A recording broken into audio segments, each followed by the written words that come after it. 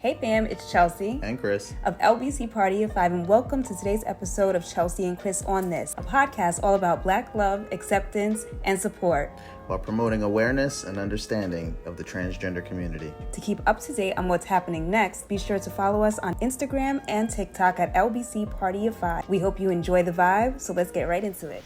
And we are back here with another episode of Chelsea and Chris on This, the podcast. What did you? I know I've been practicing. Okay, so for those of you who do not know, I am trans. I came out at the age of 30 and began my medical transition at age 33. You looking at me like I recall. I know, I'm trying to think of where I want to go with this. So my coming of, I don't know, my coming into my own understanding of trans happened a little bit later in life.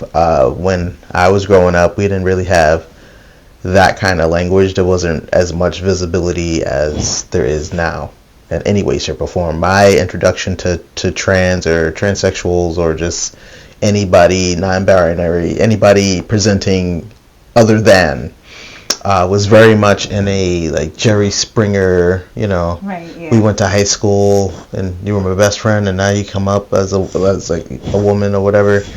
So it was very like what's the word? Like shocking. Right, like the shock value. The shock value is very it's like very performative, that kind of thing. But these were actually like real people. And it was so unfortunate that these people had to be subjected to that. I remember watching the shows where like you're supposed to guess. Yeah, who was born as, whatever gender. So that was, how I grew up with it. Me too. So fast forward, YouTube, and then there's much more visibility. A lot of trans guys, Aiden Dowling. Love that family. So many. Amari Jace. So many people that I watched. Just to be like, oh, okay, this makes sense, Buck Angel. Oh, this makes sense. Like, oh, okay, I've had this experience when I was growing up too. So that's kind of how I got the language and understanding of what I was and what resonated with me. So while I was processing that, Chelsea was completely in the dark. Yeah. So I'm a fixer. I did that when I realized that I was attracted to women. I was like, oh, well, maybe it's something that I'm doing. Well, let me, join a sorority, and maybe if I'm around a bunch of women, like, it'll rub off on me. No. Even, my sisters, like, growing up with them, like, they wanted to play Barbies and do girly things, and I wanted to play Ninja Turtles and climb trees and ride my skateboard. So it was never my course, but I tried to fit the mold instead of breaking it, which I did later in life. So that's kind of... Yeah, he didn't... I remember when we first got together, like, he didn't even like the term stud being referred to... Well, him being referred to as a stud. Because you didn't really... And I didn't understand the reason why... Yeah, it just never resonated with me. Like, I mean, but in hindsight, it makes sense. Right. You never really identified as that black woman. No. Even though you were. Right. But you didn't identify with that. Right. Yeah, like, I'd walk into a room and, like, if there was cat calls, I'd be like, where's she at? Like, who we looking at? And then I'm like, oh, me? Ew. Like, it was very, yes. For you, yes. Yeah, for me, no. Because to me, you were just a masculine presenting lesbian. Yeah. That's what you, that's what you presented as. Right. And I did not do it well. The pictures are out there. I did not do it well. I did not do it with grace. I tried. I gave it my best effort. I think if there was an award, I should have won it. To try to participation. Yeah, that's what I needed one, because it was so bad. I will say, because I never saw him. You were always masculine presenting. So by the time that I came into the picture, you already had like the shaved head. You were, already dressing in men's clothing, and there was nothing about you that was like hyper feminine. But at the same time, like I still knew you were. Right. But yeah, you never presented that way. So even when I saw him in these old pictures, which you didn't keep a lot of them, which that should have been a red flag too. Like he doesn't have a lot of. In hindsight, that was. Yeah. But even when you were presented, it literally did look like you were a man trying to be a woman. Right. Like looking at it for like now, Halloween, you know what I'm saying? like very like bad. It definitely did not look natural for you. No, it wasn't natural. It never felt natural. Like I remember being in high school, and the basketball team gave me like a gift card to like like the shop with the flare jeans, and so I went shopping. I wish I could have seen it. Oh, it was like so bad. It was so bad. So just even going shopping, like just it was very cringe, very cringe.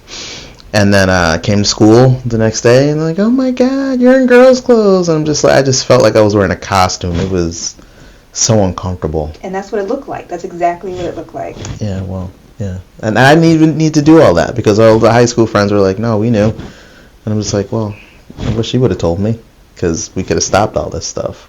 But in college, I definitely did not do that. Like, obviously I did for, when we had to do our sorority functions. But it was like I would rebel. I get so depressed on Thursday nights because I knew Friday I had to wear either the flare jeans or like the black the black booty pants that were very big in the early 2000s. We were not the same. You're right. You're right. We were not the same style, girls. No, we were not. But it was like a uniform. You had to wear like the low halter tops, very low cut, back out. It was, and then, sorry, the trauma. And then very tight black pants. So we didn't enjoy that. We didn't enjoy that. No, we did not. No. But I did try. So bringing it all back. So in 2006, I said, you know what? Me and hair, we're not doing too hot, and even now, we're still going through it. I like my bald head. Yeah. So after that, I was, dressing how I wanted to dress, and then I entered one relationship, and she was not having that. She was like, no. If I'm dating you, you're going to wear girls' clothes. So I said, okay. And I did that. Very toxic. Was not a healthy relationship. Then, once that ended, I said, absolutely not. Never again. And I never went back. So fast forward. Yeah, you brought it all of it. I did. So when I realized that I was trans, I went to a LGBT kind of like health conference, basically for practitioners dealing with the LGBT community. And then there I saw an older stud woman, very masculine presenting, beautiful woman, like not a problem, but I was just like freaking out because I was like, I told my friend at the time, I was like, that's going to be me in the future. And I was just like sad about it. I was like, nah, that can't be my future. No. And I was like, all right, I'm going to do something, to change that. And then I came home, and I think, maybe a few weeks later? No, it was the same day. Was it the same day? Oh, okay. It was the same day. It was the same day. Because from my perspective, you're going out with your friends to this LGBT expo, cool. Mm-hmm. But then you came back. With some new information. Not even just with some new information, with an ultimatum. This is what I'm going to do, whether you're all right with it or not. Mm-hmm. But pause. Whether I lose you or not. Pause. That's exactly how it happened. That is what happened. But let's take it from my perspective. So I'm feeling all these things, and I'm, it's just me by myself. So like it's me, little Chris, and we're talking, and we've been talking for years, and we're processing this. So I'm already at, okay, we're gonna do this, but I failed to bring everybody along with me in that train of thinking, that line of thinking. By the time it got presented to me, I was already in the car ready to go, and you don't even know where we're going. So I apologize for that. I get where you were coming from, but at the time, before I knew all of that, that's a scary situation for me. 100%, yeah. Like, think about it. We just had a baby. Yeah. We already have, we already built the life that we wanted. Right. Then we had a baby together that we've been planning for, and that was a, we finally got that to happen. And now you're telling me that I don't care what I lose. And I'm like, wait a minute, what? Like, my head is spinning. You just ripped the rug out from under me. Like, what is going on? Hit you with the remix. Another one. Hit you with the remix. I did. And then that was scary, but only because of the way that it was presented to me. I feel like if it was right, like a sit down, how we would normally do, it would have went over a little bit better. Yes, for me. Yes. But so helpful tip. If this is something that you're going through, this is what you don't do. This is what you don't do, right? Make sure that you are bringing your partner along with the ride in real time. Right. Communicate your feelings, your thoughts. Like, be very transparent, even if those thoughts are scary or you're like, oh, this is kind of weird. I don't want to say this out in the open. Like, you have to when you're in a relationship, because if that person is the one for you, they'll be like, oh, okay, that's not weird, or oh, okay, what does that look like for you? Right. And I think that's exactly what, like, when you calm down and I calm down and I was able to have my listening ears on, like, for real, that was the first thing that I asked. Like, okay, well, what exactly is this going to mean for you? Right. So then I can determine what it's going to look like for me and if this is something that I could still work with. Because from my perspective, like I said, I was married before this one time, and it was with I hate saying it was with a cis hetero dude. Anyway, we don't need to go over that. But any other time I was with women, but he was the only dude that I was with and whatever. But I knew I didn't like it. I knew I didn't want it. That wasn't what I wanted for my life. I got out of that marriage with the intention I'm going to live my life for myself authentically, and that meant me being a lesbian, going back to my roots, going back to what I know was my truth. Right. So then when you're coming to me and telling me, well, I'm going to put you right back in that space, I'm like, whoa, wait a minute, like, what does this mean? Yeah. You took a chance on a shorty, and look what happened. Remix. Damn. Dang. No, but in true Chelsea fashion, like she said, she slowed everything down, because me, I'm Leo. I'm going 0 to 4,000 like that. And I'm a planner, but I need to know all the factors. Right. So that's why we balance each other out, because it's like, I want to go to the moon. Chelsea's like, how about we go to Vegas? And I'm like, oh, let's do that. Happy compromise, happy medium. So, she said, what does this look like for you? So then that's when, I brought her into all the things that I was reading and all the things that I was watching. And then it's like, oh, okay.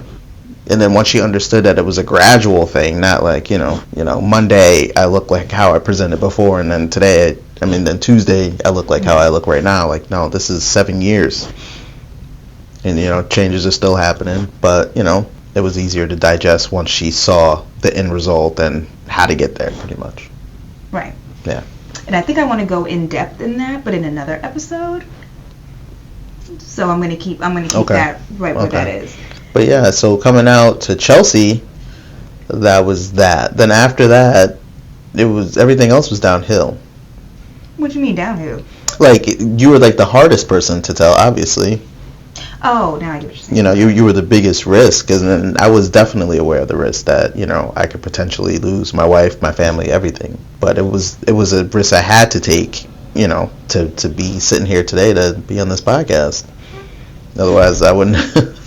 No. Yeah. That's a different episode. But, anywho's, so after I came out to Chelsea, I would always watch these videos, and then, like, the kids would come in from school or whatever, and, what you watching? What you watching, Chris? And then, sit down and then be like, oh, over time, they kind of knew what I was watching and what the subject matter was. And then when I said, this is something I think I want to do, it was like, oh, okay, so you're going to be like a transformer. You're going to transform into a man. And I said, yeah.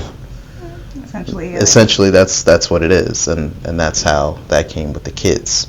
Everything, I feel like it seemed to, in real time, it didn't seem like that, but now it's like everything seems to just fall into place.